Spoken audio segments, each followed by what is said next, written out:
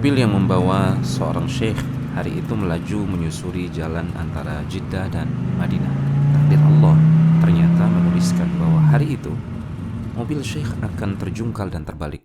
Benar saja, catatan takdir yang berawal dari ilmu Allah yang maha sempurna itu tak sedikit pun meleset. Mobil itu benar-benar terjungkal dan terbalik di jalan.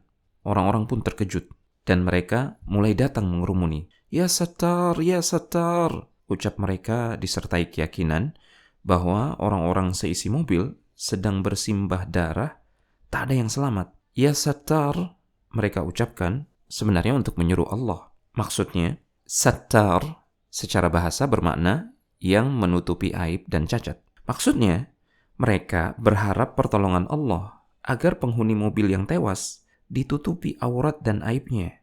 Karena biasanya pada kejadian seperti ini, jarang yang selamat. Dan korban tampak dalam rupa yang mengenaskan. Di samping tidak jarang auratnya tersingkap. Namun tiba-tiba, dari dalam mobil ada yang menimpali. Ucapkanlah ya Sittir. Ternyata seorang syekh yang lumayan sepuh mengucapkan kalimat tersebut. Sementara dia masih berada dalam mobil yang terbalik. Subhanallah. Jangan ucapkan ya Sattar. As-Sattar bukan termasuk nama-nama Allah. Syekh itu kembali berucap. Syekh itu lanjut bicara. Dalam hadis Rasulullah disebutkan innallaha hayyun sittir yuhibbus sitra. Sesungguhnya Allah itu sangat pemalu dan dia adalah as-sittir yang maha menutupi aib dan dia sangat mencintai tertutupnya aib. As-Sattar sebenarnya punya makna yang mirip dengan as-sittir. Secara bahasa keduanya bermakna yang banyak sekali menutupi aib dan cacat. Bedanya ada dalil hadis yang menyebutkan as-sittir sebagai salah satu nama Allah. Hadis yang dibawakan oleh Syekh tadi. Namun tidak demikian dengan As-Sattar. Tidak ada satupun dalil yang menyebut As-Sattar sebagai salah satu di antara nama-nama Allah. Kita kembali ke kisah tadi. Beliau, Syekh di dalam mobil yang terbalik dan sempat-sempatnya mengingatkan mereka yang salah menyebut nama Allah itu adalah Syekh Muhammad Nasiruddin Al-Albani rahimahullah ta'ala.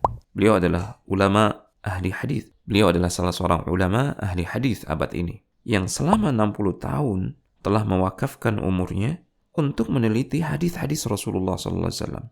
Lalu mewariskan hasil penelitiannya itu untuk umat. Rahimahullahu rahmatan wasi'ah. Semoga Allah subhanahu wa ta'ala memberikan seluas-luas rahmat untuk beliau. Kisah ini disampaikan oleh salah seorang murid Syekh yang bersama beliau saat kejadian. Muridnya ini mengatakan, Wallahi, ma absarat aynaya fima a'lam أحدا أحرص على السنة وأشد انتصارا لها واتباعا لها من الألباني رحمه الله. Demi Allah, setauku belum pernah mataku ini melihat ada sosok manusia yang paling bersemangat mengamalkan sunnah Nabi, paling kuat menolong sunnah beliau dan mengikutinya, seperti Syekh Al-Albani rahimahullah ta'ala. Demikianlah jika kecintaan pada sunnah Rasulullah telah mendarah daging, menyatu dengan jiwa dan raga, menjadikan mereka senantiasa menegakkan nasihat karena Allah di setiap keadaan. Semoga Allah menjadikan kita seperti mereka, atau paling tidak bersama mereka. Ditulis oleh Johan Saputra